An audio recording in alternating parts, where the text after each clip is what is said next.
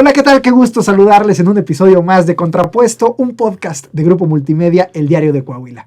Mi nombre es Jesús Cervantes y me encuentro con la psicóloga con maestría en terapia familiar, Ruby Ocampo Angarita. Qué gusto tenerte acá con nosotros, qué padre platicar contigo, Ruby. Para mí es un placer, en realidad, una, coincidir, y dos, realmente darle tiempo a estos temas que de verdad tienen una gran importancia y que nos orillan, digamos, a reflexionar sobre temas que de verdad son muy importantes. Y es que hoy vamos a estar platicando de una situación que hemos estado recogiendo, sobre todo me parece que la mirada viene especialmente de los abuelos que están viendo a sus hijos criar a sus nietos y entonces pareciera haber como una especie de reclamo por una generación de padres consentidores, padres vulnerables ante las exigencias de los hijos, de un tipo de crianza que a alguna generación no le está pareciendo la más adecuada, y luego lo vemos en el día a día de hijos que poco saben manejar la frustración, de profesores que se quejan de que los papás se meten demasiado, pero tampoco aportan en este equipo de crianza, sí, entre padre, madre, maestro, si lo hubiera sacerdote, si lo hubiera jefe de los Boy Scouts, si lo hubiera, dependiendo del contexto de cada hijo. Entonces, me gustaría empezar con la pregunta de, Ruby, ¿se criaba mejor antes que ahora? Yo creo que cada época ha tenido el estilo de crianza que le corresponde más o menos a la época. Uh-huh. Y que de alguna manera resuelve como lo que las necesidades y enfrenta los retos que le toca a cada época. Pero creo que esta es es decir, lo que a mí me parece muy sorprendente, digamos, en este momento es que están coincidiendo en el mundo, en todos los escenarios, 7 generaciones diferentes. Claro. Empezando con los baby boomers, que soy yo. A quien represento, digamos. Ajá. Con todo lo que eso significaba. Porque obviamente había allí una modificación de estilos que no era tan amplia como la que existe en este momento, pero que sí, pero sí había, digamos, como unos lineamientos muy bien establecidos, había como una cierta regulación muy definida, que no era tan controversial, ni tampoco era tan definida como para hacerle oposición. ¿Estaban todos en el mismo canal? Más o menos. Ajá. Más o menos porque... Con las diferencias que siempre ha tenido la humanidad. Claro, es que los baby boomers rompieron, digamos, todo ese reto de la seguridad de una crianza muy lineal que venía hasta ese momento. Uh-huh. Y bueno, ellos rompieron, en esa generación se empezó a romper y fue una generación larga. Fue una generación larga porque, pues, 60, por ahí, 70, todavía estábamos hablando de esa generación. Y tal vez un poquito después, ¿sí? Y después las que siguieron fueron generaciones que cambiaron muy rápidamente, claro, que están muy relacionadas, digamos, con los descubrimientos y sí, los sucesos que la humanidad tuvo que empezar a enfrentar y que se fueron integrando, digamos, a la vida cotidiana, entre ellos, digamos, todos los procesos tecnológicos y tecnocráticos. Uh-huh. que de alguna manera modificaron a cada uno de esos grupos de manera diferente. Cuando hablamos de generaciones largas, nos referimos a que, por decir algo, alguien que nació en los 60 y alguien que nació en los 80 podían coincidir bastante, a diferencia de todavía que nace en los 80 y en el 2000 es muy, o sea, sí, son los mismos años de diferencia, sí, pero y del 2000 al 2010 y del 2010 al 2020. Cambia muchísimo el mundo, sí, y cambian mucho las generaciones. Completamente. Yeah. Entonces, si nos guiamos por la definición de Ortega y Gasset, estamos hablando de que antes se podía decir que las generaciones, más o menos, una distancia entre una generación y otra era de 15 años. Entonces, por eso, por ejemplo, la canción de José José de 40 y 20 Ajá. era una canción que sorprendía porque en realidad era intergeneracional. O sea, había más de 15 años de diferencia entre ellos, entonces eso se pensaba, digamos, en la parte de relacionarse, en la parte de lo que significaba la visión de cada uno, ¿sí? Uh-huh. Y después de más o menos entre los 70s y los 80s, que empieza ya como a cambiar y que viene todo este proceso de internet, de computadora, bueno, en 80 más o menos, las computadoras, las portátiles, las terminales, por ejemplo, que no había hasta ese momento. Ajá. Las computadoras eran enormes, entonces eran todo una oficina enorme, había que perforar las tarjetas, o sea, era un procedimiento que nos obligaba a planear las cosas de una manera diferente. Claro. Porque hasta ahí se veía procesos. Después de que empieza todo este ingreso ya no se ven procesos, se ven conductas. Y se espera que nosotros nos relacionemos con las conductas, no con los procesos. Entonces todos los que vivimos procesos en esa época estamos batallando porque las respuestas que nos dan no tienen que ver con procesos, tienen que ver con conductas y además inmediatas que yo puedo medir, que no tengo que reflexionar, porque ya no hay ese proceso. Y el mundo además cada vez está más acelerado. Bueno, es que vamos a ver porque es multifactorial. Entonces es una interseccionalidad bárbara. ¿Por qué? Porque sí ha cambiado muchísimo. Es decir, toda la tecnología, todo esto cambió mucho. Pero además, siglo XX fue el siglo de las multiplicidades.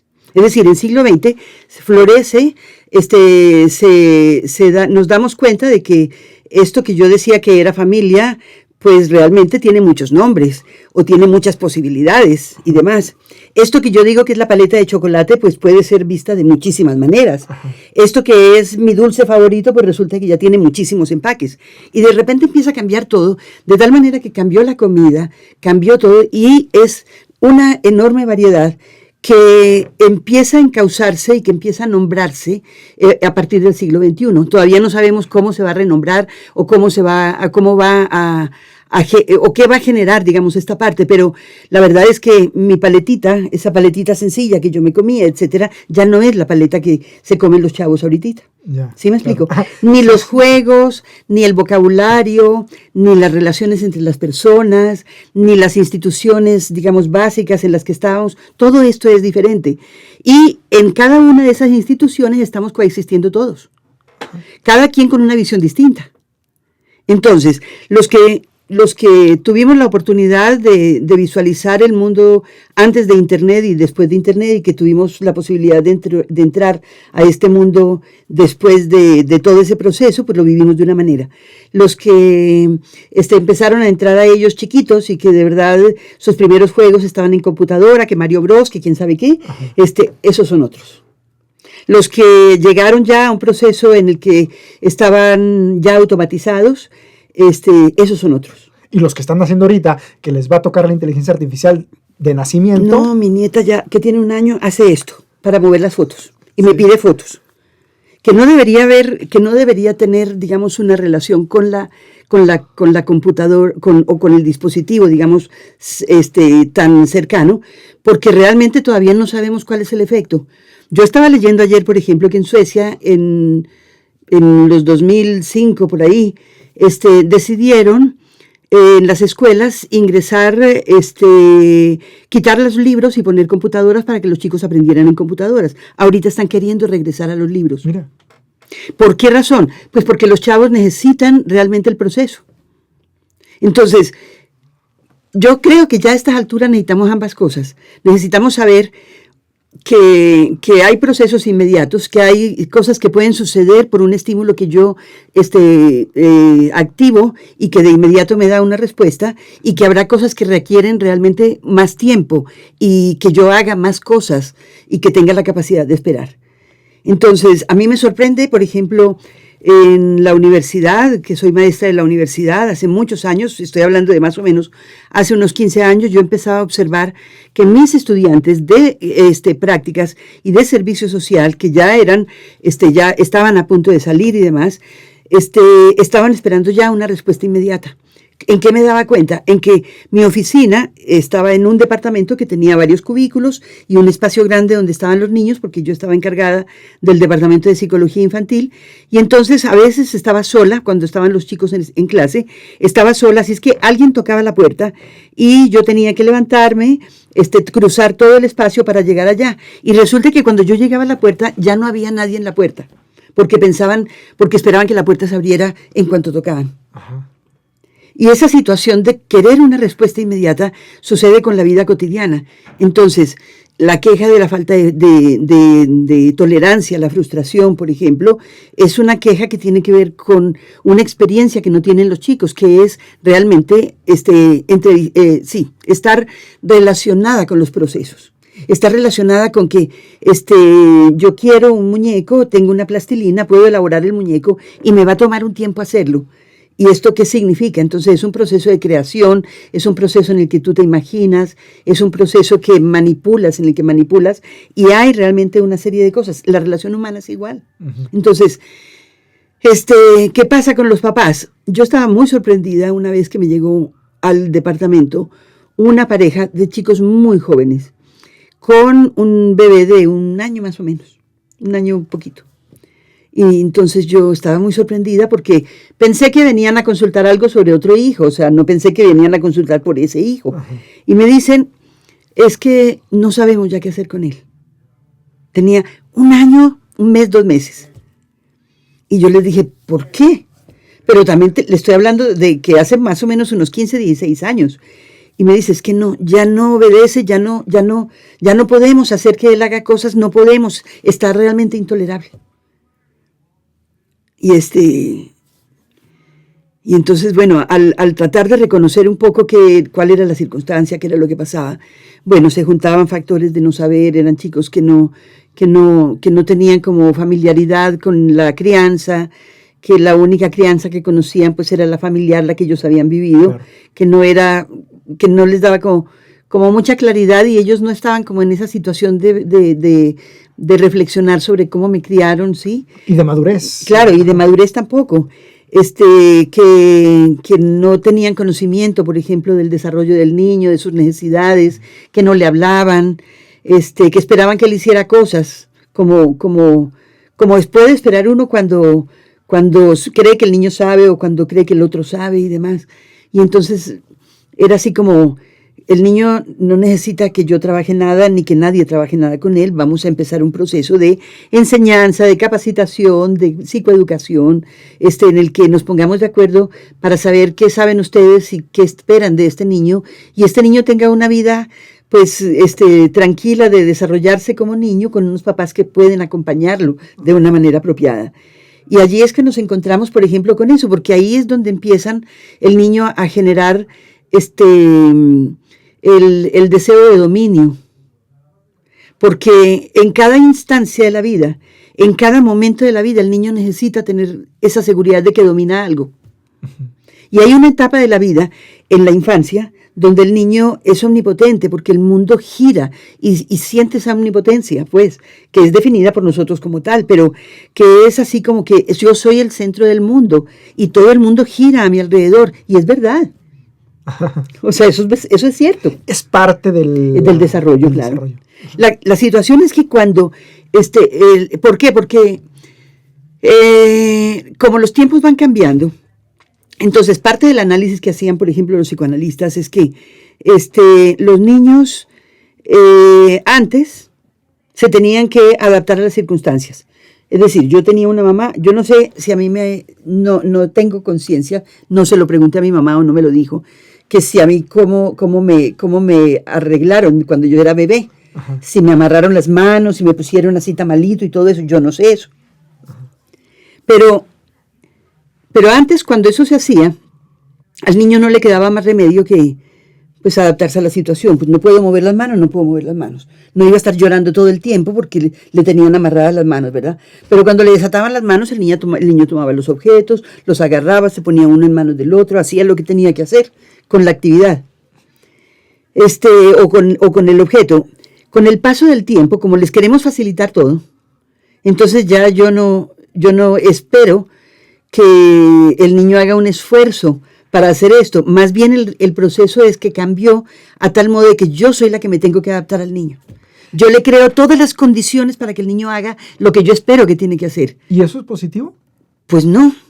Ajá. Y entonces, este cambio, ¿a qué crees que se deba? Y si me permites, también estamos ante un problema de que no se les pone límites a los hijos. Es que mira, Eso es otra historia que me gustaría tomarlo como separadamente ahorita, perfecto. Porque quisiera ver ahorita toda la parte del contexto social y socioeconómico. La economía cómo ha cambiado y todos los cambios que ha generado, digamos, todo este proceso. Ya no estoy hablando de la revolución industrial que cambió nuestro modo de vida del campo a la ciudad, ajá, que nos quitó, digamos, esa parte de la artesanía para producir en serie, uh-huh, que nos llevó a vivir en edificios y que cambió totalmente la visión de la familia. Ya no hablo de eso, porque esto ya realmente ha vivido diferentes etapas. Ahorita estamos viviendo el hecho de que mamá y papá tienen que trabajar, de que tienen horarios muy diferentes, de que realmente ya, por ejemplo, casi nadie cocina. Somos raros nos hemos visto raros los que cocinamos. Sí. ¿Por qué? Porque ya no solo está automatizado, sino que ya yo puedo ir y comprar lo que necesito y calentarlo y ya. Sí. Ya no necesito realmente vivir esos procesos porque me facilita la vida, porque no tengo tiempo, porque las condiciones en las cuales estoy no así lo manifiestan, ¿no? Y entonces, bueno, pues antes, ¿qué pasaba? Que yo tenía hermano 1, hermano 2, hermano 3.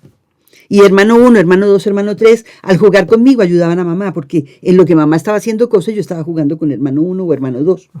O estaba haciendo otra actividad. Ahorita el niño es o hijo único, o está realmente viviendo como que procesos en los cuales está esperando que pues le den, entonces se aburren. Y las situaciones que te lo dicen así, o sea, te lo dicen desde chiquitito, estoy aburrido. Y la verdad es que, pues, ¿cómo le dice uno desabúrrete? Me lo dijo un chico de la universidad que estaba en 8º semestre cuando íbamos un día a San Luis Potosí, a Zacatecas creo, íbamos en el autobús, estábamos en Concepción, se para, y habían puesto una película, y se para y viene conmigo y me dice, maestra, ¿cuántas horas son de aquí hasta Zacatecas? Le dije, pues no sé, como 3 horas, quedaban 3 horas y media más o menos. Sí. Y me dice, ¿y qué vamos a hacer en esas 3 horas? Porque yo me voy a aburrir. Y le dije, pues tienes que buscar con qué desaburrirte, hijo, porque te juro que mis capacidades de entretener en este momento están reducidas al mínimo. Ajá. ¿Sí me explico? Sí, ya un joven, ya una persona. No estamos hablando de un niño. No estamos hablando de un niño. No estamos hablando de, por ejemplo, pues los que están ahorita en esta primera infancia, que los estamos como que formando en esa parte, pero al final es eso, o sea, tengo poco tiempo, ¿cómo voy a interactuar contigo? Entonces te voy a proponer actividades o te voy a proponer algo que te mantenga ocupado para que yo pueda realmente hacer lo que tengo que hacer. Y entonces aparece el celular, aparece la tablet o aparece el teléfono, el niño está manipulando, digamos, el dispositivo. Y es muy práctico para todos, es muy práctico para todos. Lo dejas ahí con la tablet, está tranquilo, está tranquila, sí, y tú a tus cosas. Con un problema gravísimo, sí, con un problema gravísimo, que es que no le enseñamos al niño a ser un receptor activo. Y ser un receptor activo es realmente darse cuenta de qué es lo que está viendo. Identificar de eso que está viendo, qué es lo positivo y qué es lo negativo, porque resulta de que casi ninguna de las caricaturas, yo las veo todas con mis nietas, y casi ninguna de las caricaturas es para niños. Les ponen lenguaje infantil horrible, una música repetitiva que es realmente horrible, pero no les dan actividades de niños, los ponen a pelear, los ponen muchos temas de adultos que no tienen nada que ver, digamos, con la realidad de los niños. Entonces, ¿qué están aprendiendo allí? ¿Quién controla, quién supervisa, quién se sienta con ellos, etcétera? Empezamos a ver comportamientos que de verdad no favorecen un desarrollo apropiado, un desarrollo saludable, algo de ser considerado con la otra persona. No. Unas bromas pésimas de lastimar al otro, de pegar, de amenazar, de tener un arma en la mano, que el palito se convierte en un arma. Y entonces con esa arma molestan, tiran y demás. Y yo lo veo porque cuando estoy con mis nietas, es así como... Y está bien, o sea, ¿por qué usa el palito? No, es que lo está molestando. Y está bien que lo moleste, o sea, ¿o para qué lo hace?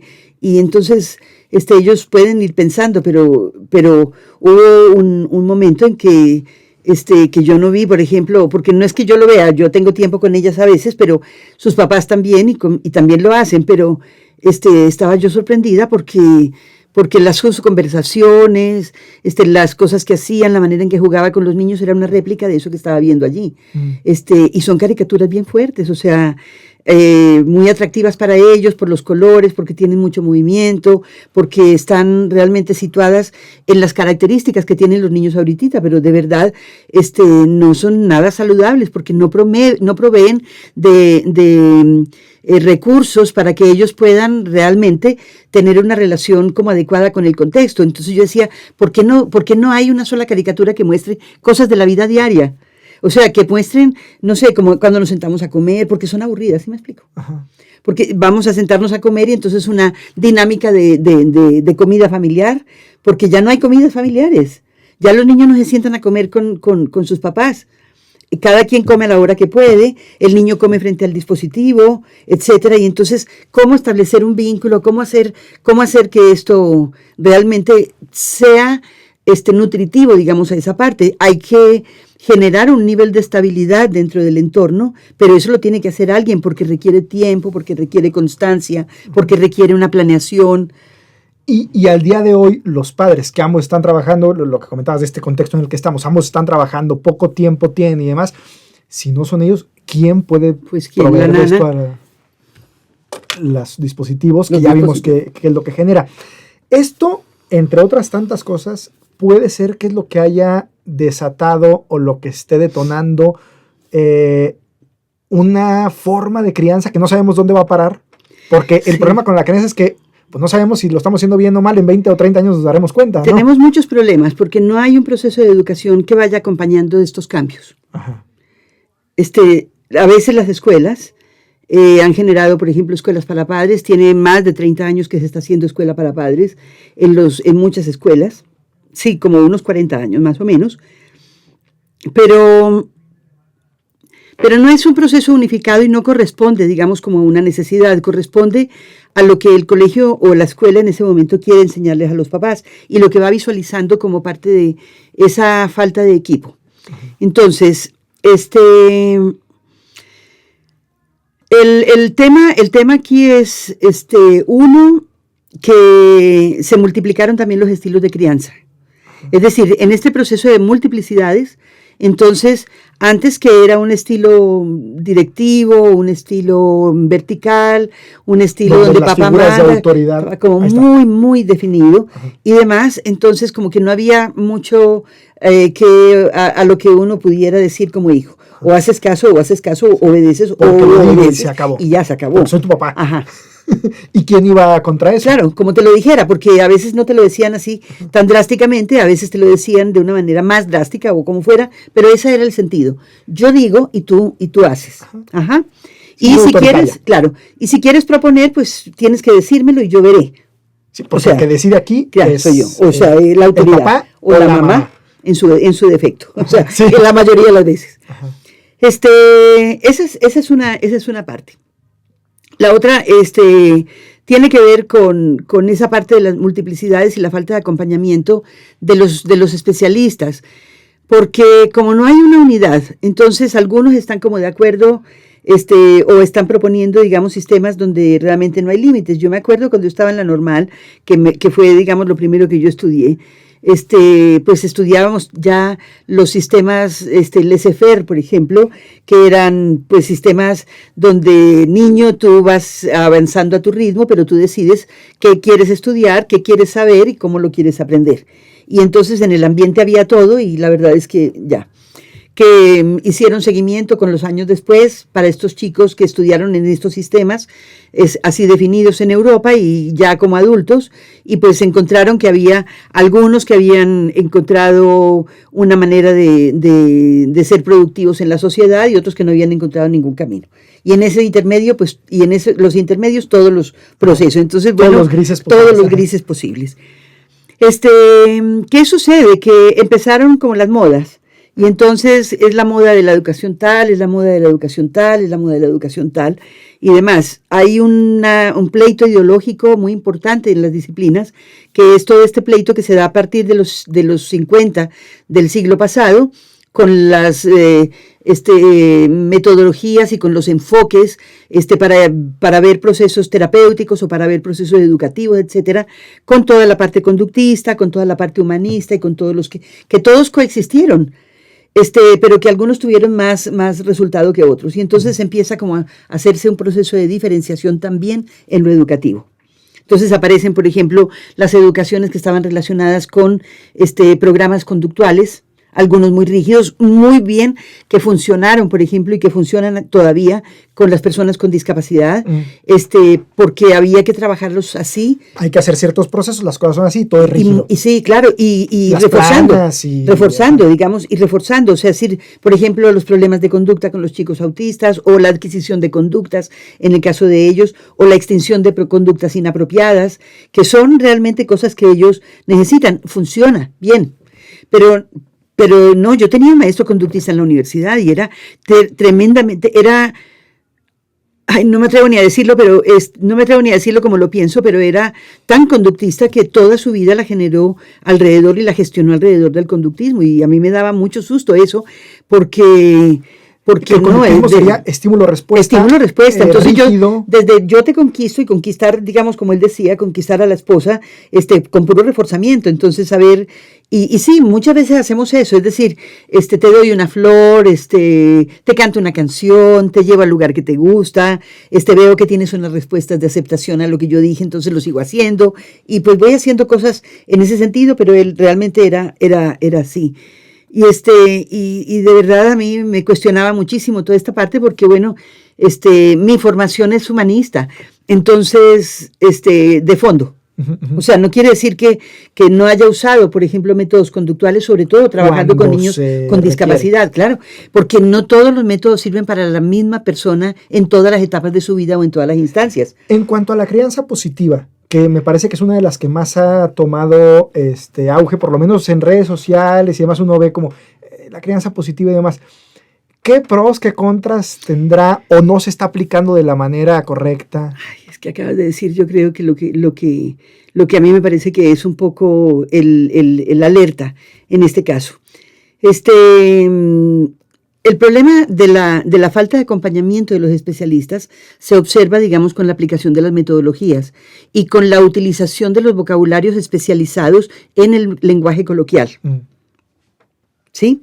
Entonces hoy todo el mundo tiene ansiedad, por ejemplo. Ajá. Y dice, ay, me dio ansiedad. En un momento todo el mundo era bipolar también. Sí. Y se acabó la bipolaridad y ahora es la ansiedad. Bueno, en Estados Unidos no, porque allá realmente es todo un fenómeno. Me refiero como a la Pero moda. Pero claro, es la moda, es que es la moda.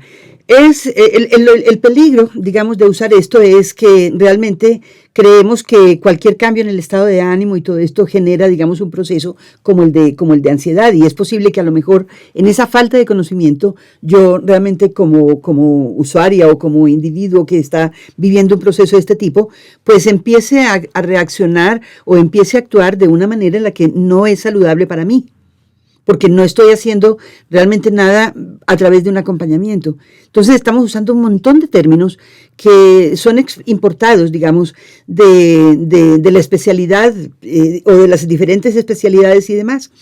Así que de repente nos dicen los papás cuando llegan a consulta y dicen, yo ya probé todo, no sabe, yo siempre estoy haciendo todo lo de las fichas, ya le castigué absolutamente todo, hablando de los programas conductuales, ya le castigué todo, ya no le puedo castigar nada.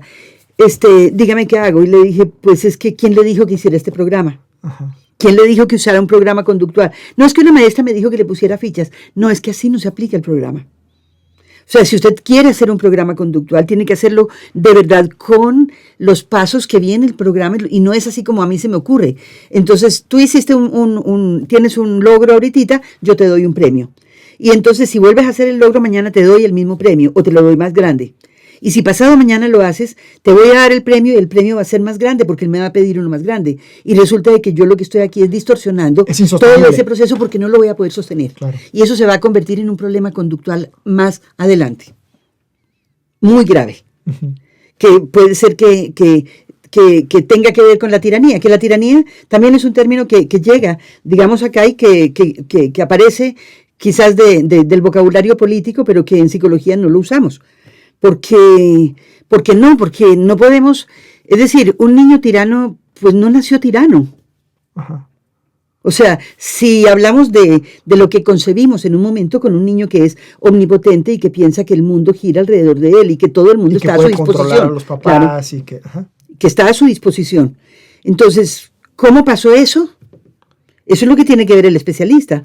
¿Cómo llegaste acá? Porque las razones por las cuales un niño llega a esa situación pueden ser tan diferentes y tan diversas y tan numerosas que tiene que ver con todo, con el contexto, con la educación, con la mentalidad de los papás, con la mentalidad del niño o con la actitud, digamos, del niño ante la vida, porque no podemos hablar de personalidad hasta los 12 años más o menos, que se empieza a formar y que todo lo que sucede antes es como probar conductas que me den resultado.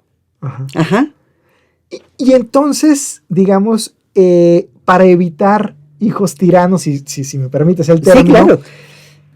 Los padres, ¿qué deberían hacer o cómo se puede tratar para tratar de hacer intentar hacer la mejor crianza posible? Bueno, yo te iba a hablar de la familia hace un rato y te iba a decir que la familia está organizada y yo tengo que usar aquí, digamos, un mecanismo, digamos, estructural para poder como identificar más o menos que cada quien dentro de la familia tiene un lugar y que realmente hay una organización aunque no la reconocemos. Y que a veces cuando no me doy cuenta, digamos, de esta organización, entonces tampoco me doy cuenta de la estructura. La familia es realmente un proceso, una institución muy compleja, porque si nos vamos, por ejemplo, a la definición sistémica de familia, en realidad es un conjunto tiene un conjunto de componentes que son, digamos, como que todas las personas que lo conforman, que viven procesos en su interior y que implica cumplir un objetivo, porque la familia tiene un objetivo. Es un sistema vivo que recibe información del exterior y que brinda información al exterior de una manera constante y por lo tanto es un sistema abierto, desde el punto de vista, digamos, del funcionamiento sistémico. Entonces, cualquier cosa que le influye, que de manera positiva o negativa, a cualquier miembro de una familia, a cualquiera, influyen todos e influyen en el resultado. Entonces, una visita que llega por un día modificó la vida de todos. Ajá. ¿Sí me explico? Sí, claro. Entonces, no hablemos de un bebé que es nuevo, que implica pues realmente todos estos procesos, pero entonces la organización implica, primero que hay una pareja que se constituyó primero con el deseo de formar una familia y que tienen que seguir funcionando como pareja. Cuando llegan los hijos, esa pareja tiene una función que le hace salir de allí porque no puede seguir siendo pareja si tiene hijos, se van a convertir en padres y por lo tal tienen que funcionar como padres. No pueden mezclar padres-pareja. Y después vienen los hijos, que van a tener un vínculo y una relación con los papás, y entonces mientras los papás tienen con ellos una relación parental, los hijos tienen con ellos una relación filial, porque cada uno de nosotros se relaciona con cada uno de los papás de manera diferente, y los papás se relacionan con cada uno de sus hijos de manera diferente. Y luego está la de los hermanos, que forman otro grupo, donde aprendemos a coincidir, donde aprendemos a colaborar, donde aprendemos a tener amigos, donde aprendemos a tener enemigos, donde aprendemos a negociar, pero tenemos que tener la autonomía en el grupo de hermanos suficiente para hacer eso. O sea, imagínate y de esto es responsable, y de esto son responsables estos que se hicieron cargo de formar la familia o los que son papás ahorita. Como pareja, uno hace un contrato. Ajá. Bueno, tendría que hacerlo. Y siempre lo hace. Poco se hace, pero bueno, siempre lo hace. De alguna forma, no siempre está tan pero no sabemos que verbalizado. Ajá, sí. A veces yo no sé que tengo que cumplir un contrato que no sé qué es, pero que están esperando que yo lo cumpla. Sí. Entonces, hay muchas cosas que vienen allí. ¿Y qué tiene que ver con los contratos de pareja? Ya hablando de la pareja. Tiene que ver pues con la parte económica, tiene que ver con la parte de lo que cada uno de nosotros tiene que hacer dentro de la familia o para el funcionamiento, por ejemplo, todo lo de infraestructura y demás, que si quien saca la basura, que si quien va al supermercado, que si quien hace la comida, que los roles y todo eso. No, eso es padres. Ok. Eso es padres. La pareja se encarga de generar todo lo necesario para que esa familia funcione. ¿Sí? Entonces, como pareja se espera que antes de que sean padres, pues platiquen sobre qué les gustaría hacer como papás. Si van a ser papás, no van a ser papás, cuánto tiempo les espera, qué miedos tienes tú con respecto a ser papá, qué miedos tienes tú con respecto a ser el otro papá o la mamá, etcétera, etcétera, y cómo les gustaría, cómo no les gustaría. O sea, de repente uno siempre tiene ejemplos y dices, antes de tener hijos, como que uno va y tiene amigos o tiene familiares que dice, ay, pues no, esos niños, no, a mí no me gustaría tener mis hijos así, no me gustaría que se comportaran de esa manera. Estoy pensando ya, en función de la educación que recibí y en función de lo que puedo observar, de los conocimientos, las experiencias, todo esto, ya incorporando un modelo educativo que yo estoy previendo para futuro, sin ser padre aún. Bueno, cuando ya soy padre es poner en práctica. Porque cuando uno es padre, ya no hay modo. Entras a un remolino del cual no sales nunca. Ajá. Esto se tiene que planear desde antes. Claro, se tendría que planear desde antes, porque, claro, es decir, hay que hablarlo, aunque no tengan la experiencia de ser papás, pero tienen que saber, por ejemplo, de que cuando me vaya al hospital, qué espero de ti, de qué manera me puedes apoyar, si los niños están chiquitos, pues yo no sé cambiar pañales, tú tampoco, pues a ver cómo aprendemos, lo pusiste mal, ni modo. Cámbialo, etcétera. ¿Sí me explico? Sí. Todos esos procesos que tienen que hablar como pareja para que realmente el hijo sea educado por los dos padres. Nosotros vivimos en una sociedad que le genera la responsabilidad de educar a uno de los dos, no a los dos. Uh-huh. Y al otro le está generando desde chiquitito la responsabilidad de ser, digamos, quién es el fuerte, quién provee, que entonces en una relación, digamos, de familia heterosexual. Sí. Ajá. Entonces, ¿qué es lo que sucede aquí? Que de repente se revierte y de repente empezamos a ver, por ejemplo, que de estos niños estudiados, omnipotentes, este estudio de estas personas europeo, en 2005 ya estaba hablando de niños que tenían de un estudio estadístico que donde los niños estaban ellos, se llama el pequeño tirano, donde los niños estaban, donde ellos veían, por ejemplo, quién era el que más estadísticamente quién era más tirano, los niños o las niñas, por edades y todo esto, y resulta de que eran básicamente los niños, porque porque al niño le enseñan a controlar desde chiquito, de muchas maneras. Nuestra filosofía y nuestro modo de actuar machista, con los micromachismos y con todo en una sociedad de ese tipo, le va enseñando al niño que hay juegos de niña, aunque no se los enseñes. Sí, aunque no se lo verbalices, no le digas, mira, esa sí, el ejemplo va haciendo que el niño vaya aprendiendo. Yo sí puedo, ella claro, no. Aunque les como permitas, niña no puedo. Claro, aunque se los permitas y les puedas decir, si yo quiero un carro a la niña compra el carro, le compran el carro a la niña, o el niño la muñeca, o los niños, pues que tengan como acceso y cercanía a útiles de aseo, implementos de aseo de la casa, etcétera. Pero esto es lo que hace realmente tan complejo. Entonces, si vamos, ¿cómo llegamos al proceso educativo? Pues así, ¿no? Después empezamos a poner en la práctica eso que vamos tomando como, o que tomamos en un momento determinado como la idea que a mí me gustaría y lo que me permite el tiempo y las actividades que estoy llevando a cabo. Entonces a veces yo pienso una cosa, pero el tiempo no me permite sentarme a platicar con el niño, darle la oportunidad al niño hombre que exprese sus emociones, de que llore, de que se sienta frustrado, etcétera, porque cuando el niño se siente frustrado pierde control y pierde dominio. Cuando llora, por ejemplo, pierde dominio. Sea que se lo expresemos o sea que él lo perciba, pero ya pierde dominio. Y entonces puede haber muchas razones por las cuales el niño va a generar dominio, que pueden ser situaciones en las cuales el niño perciba vulnerabilidad. ¿Sí?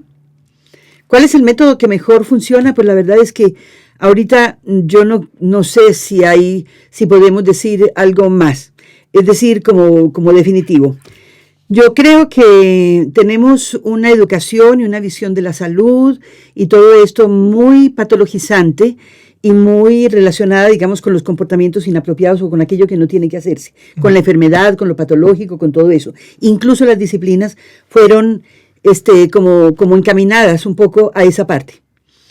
Y en realidad, pues dentro de las mismas disciplinas se fueron creando visiones, movimientos, enfoques que decían, no, pero es que una persona no solamente viene a terapia o no solamente debe ir con un maestro especial a que le enseñe lo que no sabe o que lo que no aprendió o lo que aprendió mal o lo que no puede aprender o que le cuesta trabajo, sino también puede desarrollar habilidades o no. Uh-huh. O sea, todos tenemos esa oportunidad, pero como que el enfoque de todos fue, o ha sido, no, pues si vas al psicólogo estás loco. Claro.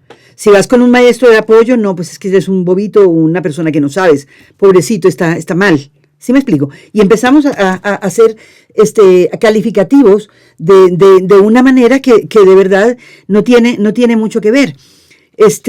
Lo que propone la psicología positiva es precisamente que nos concentremos en emociones positivas, en experiencias positivas, en instituciones positivas que generen, digamos, bienestar hacia las personas, y que vayan generando, digamos, bienestar. Esto no quiere decir que no puedan ver que hay retos, que hay cosas que resolver, que hay situaciones y, por ejemplo, habilidades a desarrollar y demás. Pero sí es como importante que veamos que no quiere decir, psicología positiva no quiere decir que esto es lo que muchas personas entienden como yo te hablo bonito. O no le puedo decir que no. Tengo que aceptar todo lo que tú digas. Uh-huh. Y entonces te voy a decir sí mi corazón, sí mi vida, sí mi amor, lo que tú quieras y demás, porque eso es positivo. Y en realidad la psicología positiva está encaminada a la prevención, al desarrollo de actividades, de actitudes, de comportamientos, de adquisición de herramientas, etcétera, que generen bienestar y que prevengan.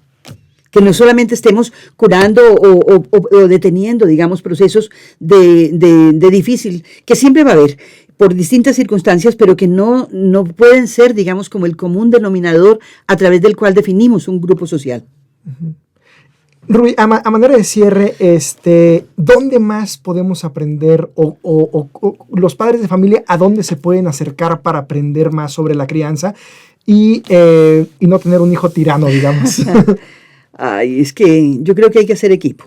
Uh-huh. Hay que hacer equipos que tienen que ver con el conocimiento y con toda esta parte. Me parece que los papás han generado una inseguridad en la parte de ser papás y piensan a veces que es que nadie nos enseñó a ser papás y la verdad es que todos tenemos una cantidad de herramientas y creo que tenemos que recobrar otra vez esa seguridad. La seguridad de que cada uno de nosotros puede tener herramientas. Puede que no sean realmente las herramientas que todo el mundo espera que haga, pero yo creo que la base de todo esto, en primer lugar, es el establecimiento de un proceso de comunicación entre la pareja, entre los padres. Esos papás que tienen hoy a este niño, que van a querer tener uno o dos hijos o los que quieran tener y que se pongan de acuerdo, que realmente hablen sobre el proceso educativo, digan qué les gustaría realmente que hicieran sus hijos, qué no les gustaría y entonces empezar a ver de acuerdo con eso qué lecturas tener. No puedes empezar a leer a ver qué cae en mí, porque esas lecturas son bien peligrosas. Me van a decir cosas, seguramente me van a decir técnicas que yo voy a empezar a usar, pero una técnica sin dirección es altamente peligrosa. Te agradecemos mucho, Rubí, por estar acá con nosotros en este espacio y a ustedes por acompañarnos en este episodio. Les invitamos a que nos den manita arriba, que activen la campanita, que nos sigan en nuestras redes sociales de Grupo Multimedia El Diario de Coahuila y por supuesto a seguir viendo los siguientes episodios. Yo soy Jesús Cervantes, Doralí Castillo en la producción y les deseamos una excelente jornada. Muchas gracias.